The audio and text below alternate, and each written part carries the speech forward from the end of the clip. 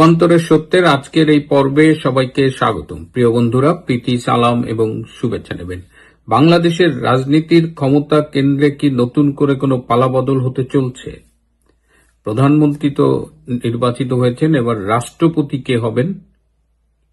এছাড়াও ডক্টর ইউনূসের যে উপদেষ্টা পরিষদ, ইউনূস সহ তাদের বিরুদ্ধে শত শত দুর্নীতির অভিযোগ, সেটা নিয়ে আজকে কথা বলবো। এর সাথে রয়েছে বিশেষ আলোচনা রাজশাহীর পুলিশের ডিআইজি ডক্টর মোহাম্মদ শাহজাহানকে নিয়ে। শেষ পর্যন্ত সাথে থাকবেন। গত রবিবার সদ্য বিদায়ী প্রধান উপদেষ্টা ডক্টর মোহাম্মদ ইউনূস মিরপুরে ইউনূস সেন্টারের অফিসে গিয়েছিলেন এবং সেখানে তার পুরনো সহযোগীদের সাথে তার দেখা হয়েছে।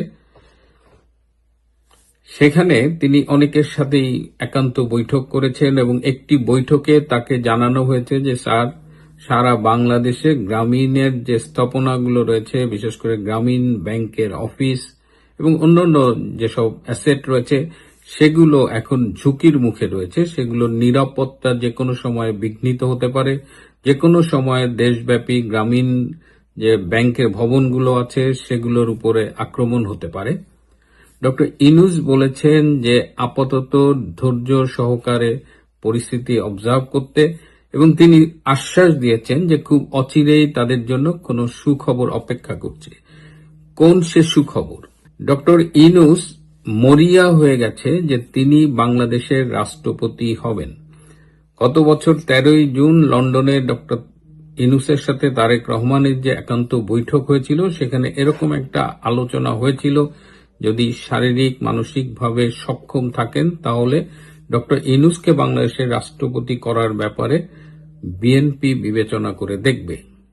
তো সেই আশ্বাসের উপর ভিত্তি করে ডক্টর ইউনূস এখন রাষ্ট্রপতি হতে চাইছেন এবং ডক্টর ইউনূসের যে পিআর ক্যাম্পেইন করে, যারা পাবলিক রিলেশনস ক্যাম্পেইন করে, তারা এই মুহূর্তে অত্যন্ত সক্রিয় এবং দেশের বাইরে তারা সে অ্যাজ ইউজুয়াল ব্যাপক প্রচারণা চালাচ্ছে এবং ডক্টর ইউনূসকে রাষ্ট্রপতি করবার জন্য তারা মরিয়াভাবে চেষ্টা চালাচ্ছে। এবং তারেক রহমানের কাছে ইতিমধ্যেই দেশের বাইরের প্রভাবশালী অনেক ব্যক্তির কাছ থেকে ফোন আসছে ডক্টর ইউনূসকে রাষ্ট্রপতি করবার জন্য।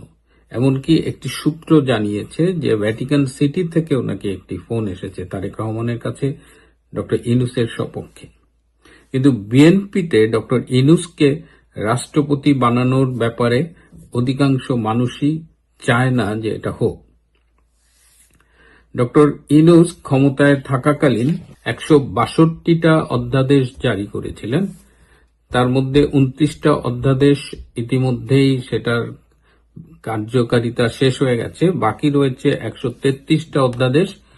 এই 133টা অধ্যাদেশ সংসদের যে নতুন অধিবেশন শুরু হবে 12ই মার্চ, তার 30 দিনের মধ্যে এটি সংসদে বিল আকারে আনতে হবে। বিএনপির সরকার এই 133টা অধ্যাদেশের অধিকাংশই বিল আকারে সংসদে উত্থাপন করবেন না এবং 30 দিনের মধ্যে সংসদে উত্থাপিত না হলে ওই অধ্যাদেশগুলো স্বয়ংক্রিয়ভাবে বাতিল হয়ে যাবে। হাতে গোনা কয়েকটা অধ্যাদেশ তারা সংসদে নিয়ে আসবে এবং বিল আকারে, এবং সেটা পরবর্তীতে সংবিধানের অংশ হবে। তো এই যে ডক্টর ইউনূস এতগুলো অধ্যাদেশ জারি করেছে এবং তার অধিকাংশই খারিজ হয়ে যাবে, তো এটা নিয়ে একটা আইনি জটিলতা দেখা দিতে পারে। এই অবস্থায় ডক্টর ইউনূসকে রাষ্ট্রপতি করার ঝুঁকি বিএনপি নিতে চাইছে না। বিএনপির একটা অংশ ডক্টর ইউনূসের দুর্নীতি নিয়েও তদন্ত করার পক্ষে, এবং যারা ডক্টর ইউনূসের দুর্নীতি নিয়ে অতীতে তদন্ত করেছিল, বিএনপির একটি অংশ তাদের সাথে যোগাযোগ শুরু করছে এবং তারা অলরেডি ডক্টর ইউনূসের দুর্নীতির বিরুদ্ধে বিভিন্ন সাক্ষ্য প্রমাণ এগুলো সংগ্রহ করছে। একটা হলো যেসব দুর্নীতির অভিযোগে ডক্টর ইউনূসের বিরুদ্ধে বিচার চলছিল শেখ হাসিনার আমলে, সেইগুলো তথ্য যেমন তারা জোগাড় করছে, পাশাপাশি গত 18 মাস দায়িত্ব পালনকালে তিনি যেসব দুর্নীতির সাথে জড়িত হয়েছেন, অন্যায়ভাবে যেসব সুবিধা নিয়েছেন, এই সব তথ্য জোগাড় করা হচ্ছে এবং এগুলোর প্রেক্ষিতে ডক্টর ইউনূসকে হয়তো কাঠগড়ায় দাঁড় করানো হতে পারে। কিন্তু ডক্টর ইউনূসকে যারা চেনেন তারা আপনারা জানেন যে অত্যন্ত মানে ভাজা মাছ উল্টায় খাইতে পারে না, এভাবেই তিনি চলেন। কিন্তু তিনি আপ্রাণ চেষ্টা করছেন শাহাবুদ্দিন চুপ্পুকে সরিয়ে নিজেই রাষ্ট্রপতি হবে। সো এই যে ক্ষমতার কেন্দ্রে এই টানাপোড়েন চলছে, দেখা যাক ডক্টর ইউনূস আদৌ রাষ্ট্রপতি হতে পারেন কিনা। এবং ডক্টর ইউনূস যেন রাষ্ট্রপতি না হতে পারেন সেজন্যই আপনারা খেয়াল করবেন যে কালের কণ্ঠে 2 পর্বে বর্তমান রাষ্ট্রপতি শাহাবুদ্দিন আহমেদ চুপ্পুর একটি বিস্ফোরক সাক্ষাৎকার প্রচারিত হয়েছে, এবং যেখানে তিনি ইউনূসকে নানানভাবে কন্ডেম করেছেন, এবং যেটা যদি আপনি অ্যাকসেপ্ট করেন তাহলে ডক্টর ইউনূসকে সংবিধান বিরোধী তার জন্য এবং রাষ্ট্রদ্রোহিতার জন্য কিন্তু আপনি বিচারের মুখোমুখি করতে পারেন।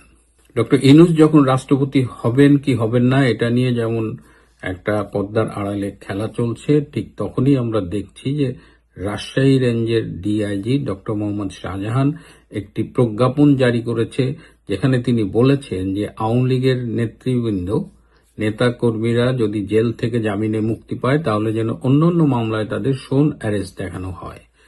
তো নতুন সরকারকে বিব্রত করবার জন্য এই প্রজ্ঞাপনটি ব্যাপক ভূমিকা রাখছে, এবং এটি সামাজিক যোগাযোগ মাধ্যমে ব্যাপক আলোচিত হচ্ছে, এটা নিয়ে ট্রল করা হচ্ছে। কিন্তু আমরা একটু জানতে চেষ্টা করেছিলাম যে এই ডক্টর মোহাম্মদ শাহজাহান কে। ইনি কিন্তু গতানুগতিক পুলিশ অফিসার নয়, ইনি একজন পিএইচডি করা গবেষক, এবং তিনি শেখ হাসিনা সরকারের আমলে বঙ্গবন্ধুর জন্ম শতবার্ষিকীতে পুলিশের পক্ষ থেকে একটি প্রকাশনা হয়েছিল, যেটি ছিল বঙ্গবন্ধুর vision of law enforcement policing in Bangladesh. সেখানে তিনি কিন্তু বেশ গুরুত্বপূর্ণ ভূমিকা রেখেছিল, এবং বঙ্গবন্ধুর এই ল এনফোর্সমেন্ট নিয়ে, ভিশন নিয়ে, পুলিশিং নিয়ে, এসব নিয়ে তিনি একাধিক প্রবন্ধ প্রকাশনার সাথে জড়িত ছিলেন।